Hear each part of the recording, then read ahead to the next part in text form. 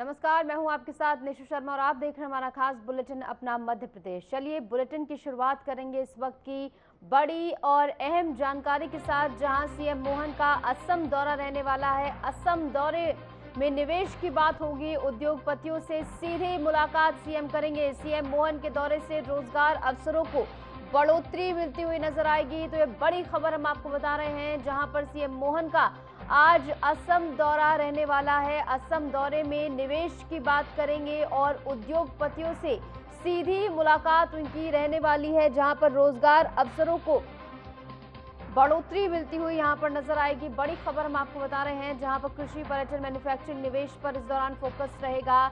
MP में रोजगार की सौगात मिलती हुई नजर आएगी। सीएम स्थानीय कार्यक्रमों में भी शिरकत करेंगे और सीएम मोहन का जो ये दौरा है असम का, वो काफी ज्यादा अहम और महत्वपूर्ण माना जा रहा है, क्योंकि इसके जरिए रोजगार को बढ़ावा मिलता हुआ नजर आएगा और रोजगार की बाढ़ जिसे कह सकते हैं वो आती हुई मध्य प्रदेश में नजर आएगी। तो सीएम मोहन के दौरे को लेकर जो है तमाम तैयारियां की गई हैं और असम दौरा, जहां पर तमाम उद्योगपतियों से वो सीधी मुलाकात करेंगे, उनसे संवाद स्थापित करेंगे और ऐसे में रोजगार अवसरों को बढ़ोतरी मिलती हुई नजर आएगी। कृषि, पर्यटन, मैन्युफैक्चरिंग पर के निवेश पर फोकस रहेगा। स्थानीय कार्यक्रमों में भी बतौर मुख्य अतिथि शिरकत करते हुए सीएम मोहन यादव नजर आएंगे।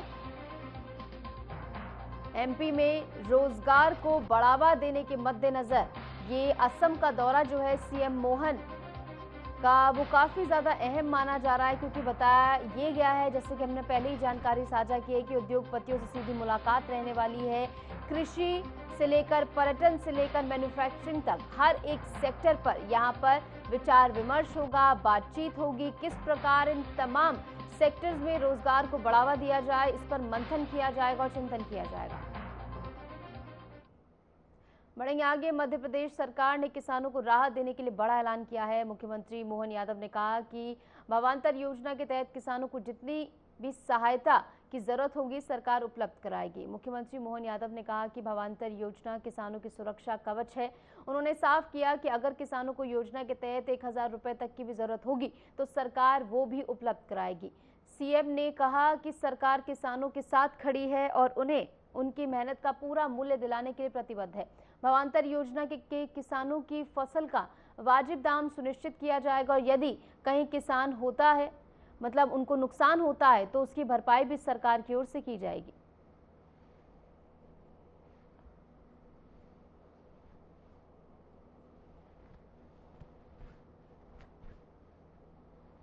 तो भावांतर योजना के अंतर्गत किसानों को किसी भी प्रकार का नुकसान होगा तो ऐसे में सरकार की ओर से उसकी भरपाई की जाएगी। और सीएम मोहन ने ये कहा भी है कि 1000 रुपए तक जो है सरकार देने को तैयार है और सरकार किसानों के साथ खड़ी है। ऐसे में कोई भी नुकसान अगर होता है, और भावांतर योजना का जो मेन मोटिव है वो भी यही है कि जो एमएसपी दी गई है सरकार की ओर से, उससे कम दाम अगर किसानों को मंडी में और बाजारों में मिलता है तो जितना भी जो दाम का अंतर है, यानी जितना भी नुकसान किसानों को होगा वो सरकार की ओर से दिया जाएगा, उसकी भरपाई सरकार की ओर से की जाएगी। हालांकि इसके लिए सबसे ज्यादा जरूरी ये है कि रजिस्ट्रेशन किसानों की ओर से करवाना अनिवार्य होगा।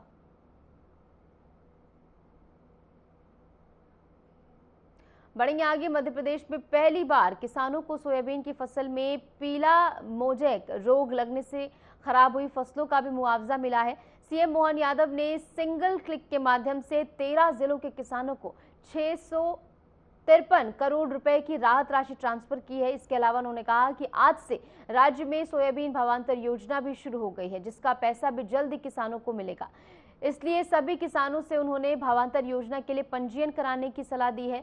वहीं उन्होंने राहत राशि ट्रांसफर करने के साथ ही प्रदेश के किसानों से संवाद भी स्थापित किया और इसी के साथ आश्वासन उनकी ओर से एक बार फिर यहां पर दिया गया है कि सरकार जो है किसानों के साथ खड़ी है और किसानों को राहत राशि यहां पर दी गई है। 13 जिलों के किसानों को राहत राशि दी गई है। सीएम ने 653 करोड़ रुपए यहां पर ट्रांसफर किए हैं। सोयाबीन भावांतर योजना भी शुरू हो गई है। किसानों से पंजीयन कराने की सलाह यहां पर सीएम मोहन यादव ने दी है उन्हें, और रजिस्ट्रेशन कराना सबसे ज्यादा जरूरी है, क्योंकि इसी के माध्यम से उन्हें जो है सरकार की ओर से पैसा ट्रांसफर किया जाएगा।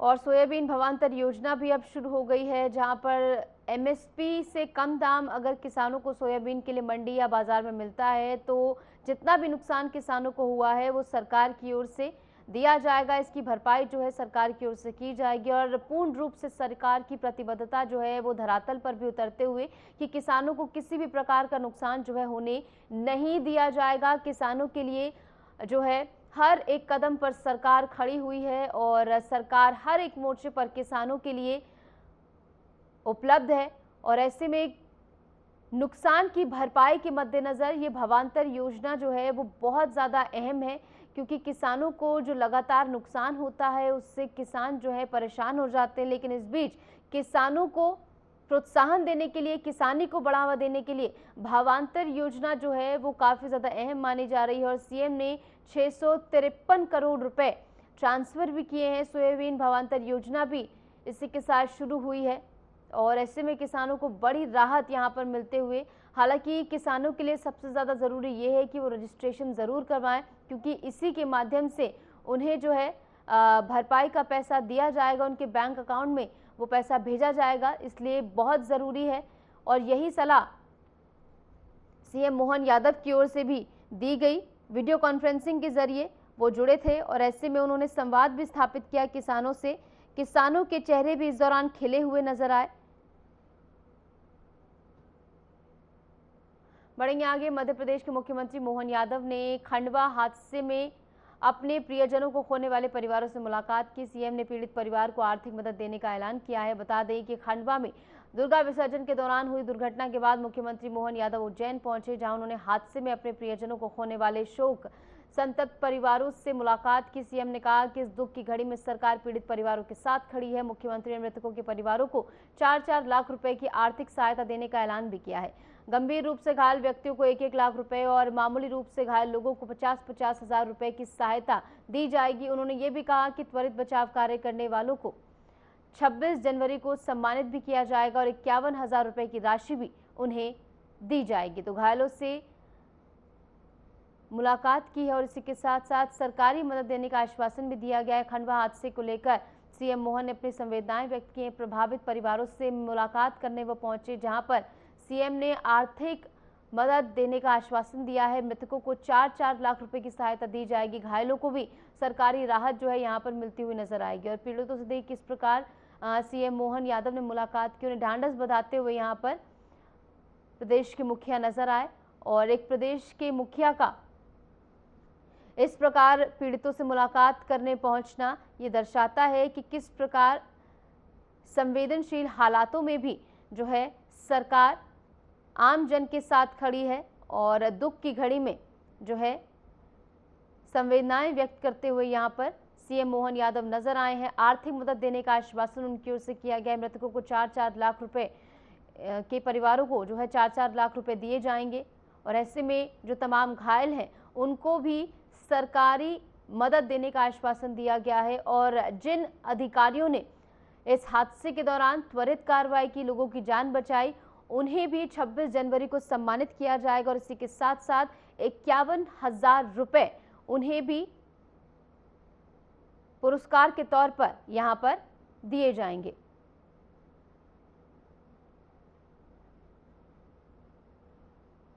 ये दुखद घटना में मैं आज स्वयं यहाँ स्थान पाया, परिजनों से मिला, घटना के कारण को समझने का प्रयास भी किया, लेकिन घटना बड़ी हुई, दुखद हुई। दुख की इस घड़ी में मैं सबके साथ हूँ। हमारी सरकार के माध्यम से हमने जो हो सकता था वो सब किया है। उसके बावजूद भी जो काल कवलित हुए किसी कारण से, जिनने शरीर छोड़ा, उनको जो सरकार की योजना है हमारे भाव से हमने सबको मदद करने के लिए 4-4 लाख रुपए के लिए जितने घायल हैं, उन घायल जो गंभीर घायल उनको 1-1 लाख रुपया, जो कम घायल उनको 50-50 हजार रुपया, और जिनने इस पूरी घटना में तत्परता से बचाने का काम किया, ऐसे सभी लोगों को 26 जनवरी को पुरस्कृत भी करेंगे और बचाने वाले सभी लोगों के लिए जो मदद जिनने करी है उनको 51-51 हजार रुपया बचाने वाले को भी देंगे। हमारा प्रयास है, भगवान करे। मेरी अपनी ओर से मैं एक बार फिर इस दुख की घड़ी में परिवार वालों के साथ हूं।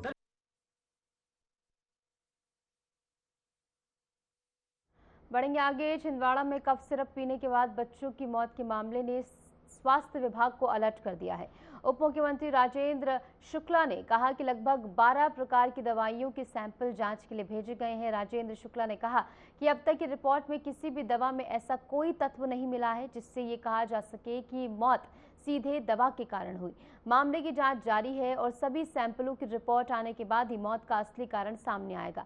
स्वास्थ्य विभाग ने आश्वासन दिया है कि दोषियों के खिलाफ तुरंत कार्रवाई की जाएगी। इसमें लगभग 12 प्रकार की ऐसी दवाइयाँ जिनको सैंपल जांच के लिए भेजे गए हैं। अभी 3 दवाइयों के जो सैंपल भेजे गए उसकी जांच आई है, रिपोर्ट आई है। उसमें कोई भी इस प्रकार के तत्व नहीं मिले हैं जिसके कारण ये कहा जा सके कि मौत इन दवाइयों के कारण हुई है। लेकिन जो बाकी बची हुई दवाइयाँ हैं, आज उम्मीद है कि शाम तक भी उसकी रिपोर्ट आ जाएगी। जब तक उसकी रिपोर्ट नहीं आती है तब तक अभी कुछ भी कहना संभव नहीं है कि ये बात सही है कि बच्चों की मौत हुई है, लेकिन उसका कारण क्या है अभी नीरी और भारत सरकार भी लगातार जो उनके लैब्स हैं वहाँ पर जो सैंपल भेजे गए हैं उसकी रिपोर्ट प्राप्त करने के लिए हम लोग प्रयास कर रहे हैं। मुझे उम्मीद है कि शाम तक इसकी फाइनल रिपोर्ट आएगी, तभी ये समझ में आएगा कि वो कफ सिरप के कारण हुआ है कि अन्य किसी दवाई के कारण हुआ है कि किस वजह से हुआ है। शाम तक बैन था क्या? ये बैन था कफ सिरप जिससे हुआ है क्या? सिरप बैन होता तो कभी भी मार्केट में नहीं आता, लेकिन कभी कभी दवाइयों के लॉट में कोई ऐसे दवाई जिसके कारण इस प्रकार की परेशानी आती है, ये जब तक उसकी जांच की रिपोर्ट नहीं आ जाती तब तक अभी कहना संभव नहीं है। क्लीन चिट किस आधार पर दी गई? क्लीन चिट वाली जो बात आई 2 दिन पहले क्लीन चिट दी जाती सिरप के लिए, वो किस आधार पर? नहीं, शुरू में ये उम्मीद की गई थी कि कफ सिरप के कारण ये नहीं हुआ है। तो जैसा मैंने आपसे बताया कि 3 दवाइयों की रिपोर्ट आई थी जिसमें ये पाया गया कि इन दवाइयों के कारण मौत का कारण नहीं है। लेकिन अभी बाकी लगभग 9 या 10 दवाइयाँ ऐसी हैं जिसकी रिपोर्ट आना बाकी है, जो शाम तक आएगी। तो उन दवाइयों की रिपोर्ट जब आ जाएगी तभी कुछ कहना संभव होगा। 2 दिन पहले जो बात हुई थी वो 3 दवाइयों के बारे में बात हुई कि जिसके सैंपल की रिपोर्ट आ चुके थे और ये कंफर्म हो गया था कि इन दवाइयों के कारण मौत नहीं हो सकती है। आगे बढ़े। केंद्रीय मंत्री शिवराज सिंह चौहान ने कहा कि अब बीएससी एग्रीकल्चर में देश भर के सभी कृषि विश्वविद्यालयों में 20% सीटें आईसीआर द्वारा आयोजित अखिल भारतीय प्रतियोगी परीक्षा के माध्यम से भरी जाएंगी।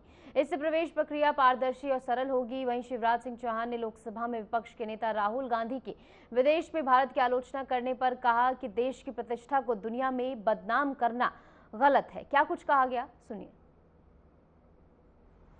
किसी भी देशभक्त नागरिक को, चाहे वो राजनीति में किसी स्थान पर क्यों ना हो, अपने देश के बाहर देश की आलोचना नहीं करनी चाहिए।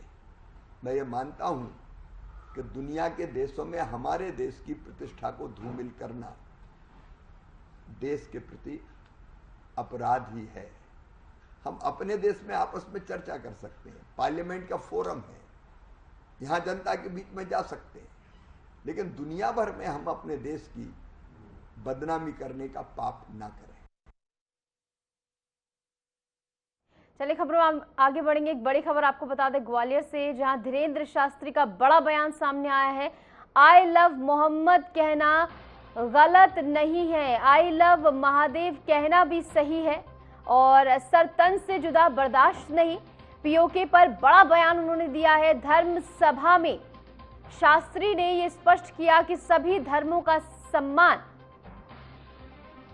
जरूरी है और ग्वालियर में शास्त्री के शब्द सुने गए हैं। ये बड़ी खबर हम आपको बता रहे हैं, जहां धीरेन्द्र शास्त्री का बड़ा बयान सामने आया है और उनकी ओर से बेहद ही संतुलित बयान ये दिया गया है, जहां पर उन्होंने कहा कि आई लव मोहम्मद कहना गलत नहीं है और आई लव महादेव कहना भी सही है। सभी धर्मों का सम्मान किया जाना चाहिए। ग्वालियर में उन्होंने बयान दिया है और साथ ही सर तन से जुदा वाले बयान को उन्होंने कहा है कि ये बयान बर्दाश्त नहीं है। धर्म सभा में धीरेन्द्र शास्त्री ने ये स्पष्ट किया, सभी धर्मों का सम्मान जरूरी है। तो धीरेन्द्र शास्त्री का ये बड़ा बयान सामने आया है, जहां पर आई लव मोहम्मद से जुड़ा उनका ये बयान है, जहां उन्होंने कहा कि आई लव मोहम्मद कहना गलत नहीं है, क्योंकि जिस तरीके से अब स्थिति साफ हुई है तो ये साफ है कि अफवाहों के मद्देनजर जो है प्रदर्शन हुआ है और अफवाहों के मद्देनजर एक राज्य से दूसरे राज्य में जो है प्रदर्शन देखे गए। ऐसे में धीरेन्द्र शास्त्री की ओर से जो ये बयान दिया गया उसमें उन्होंने कहा कि आई लव मोहम्मद कहना गलत नहीं है, आई लव महादेव कहना भी सही है, सभी धर्मों का सम्मान करना जरूरी है। पीओके पर भी बड़ा बयान उन्होंने दिया है। सरतन से जुदा वाला जो नारा है वो बर्दाश्त नहीं किया जाएगा, ये साफ उन्होंने कहा। धर्म सभा में शास्त्री ने ये स्पष्ट किया और पीओके को लेकर भी उनकी ओर से बयान दिया गया।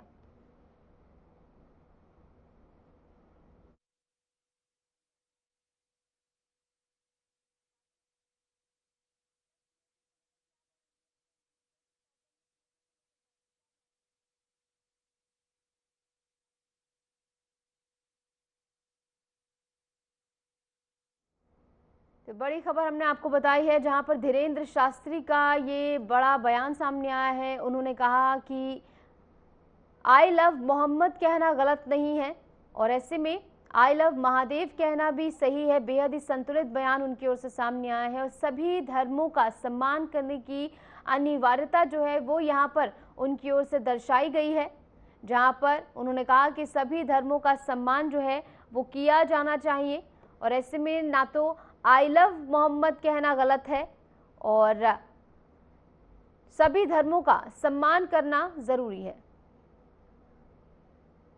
बढ़ेंगे आगे। छतरपुर में बागेश्वर धाम पीठाधीश्वर पंडित धीरेन्द्र शास्त्री ने फीता काटकर कैंसर हीलर जीवन आशा कैंप का शुभारंभ किया।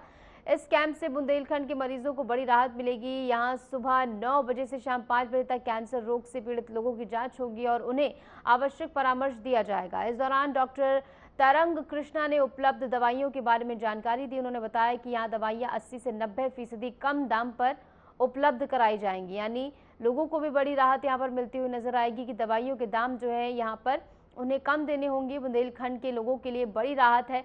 कैंसर रोगियों के लिए खासकर बड़ी राहत के तौर पर इसे देखा जा रहा है। कैंसर कैंप का शुभारंभ यहाँ पर हुआ है और पंडित धीरेन्द्र शास्त्री ने इसका शुभारंभ किया है। मुफ्त जांच की सुविधा यहाँ पर उपलब्ध रहेगी और इसी के साथ सस्ती दवाइयों से भी बड़ा लाभ मिलता हुआ लोगों को नजर आएगा, क्योंकि कैंसर का जो ट्रीटमेंट है वो बहुत ज़्यादा महंगा होता है। ऐसे में हर कोई उसे अफोर्ड कर पाए ये जो है बहुत कम होता है। तो ऐसे में यहाँ पर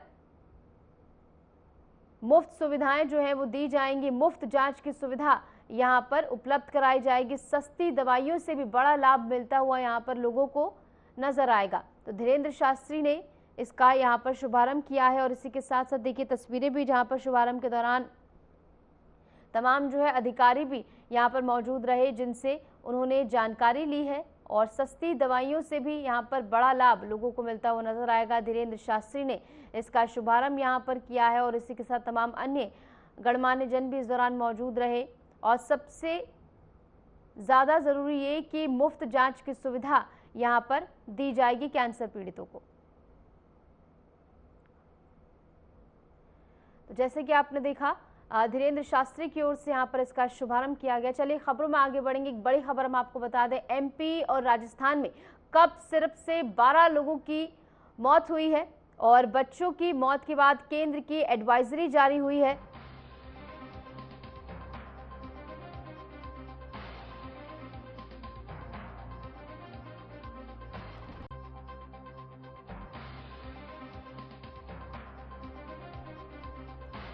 तो बड़ी खबर हम आपको बता रहे हैं, 2 साल से कम उम्र के बच्चों को कफ सिरप ना दें। 5 साल के बच्चों के लिए डॉक्टर से सलाह लें।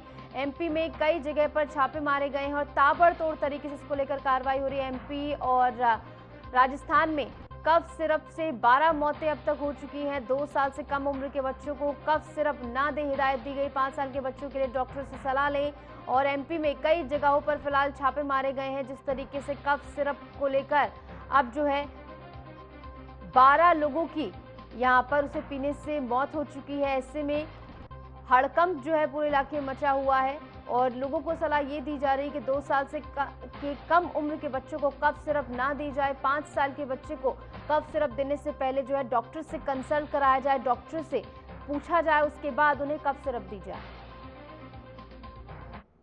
और फिलहाल के लिए हमारे इस खास बुलेटिन में इतना ही। नमस्कार।